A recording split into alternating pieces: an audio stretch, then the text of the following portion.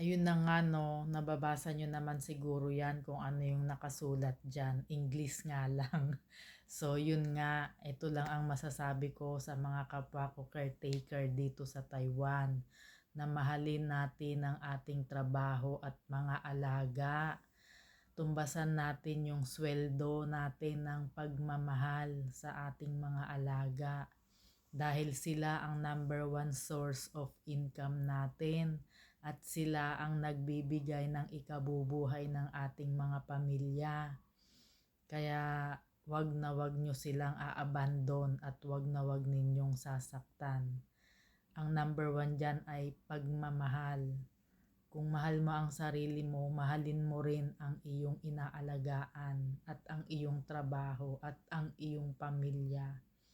Tandaan mo yan, ha? Dahil may karapatang parusa para dyan.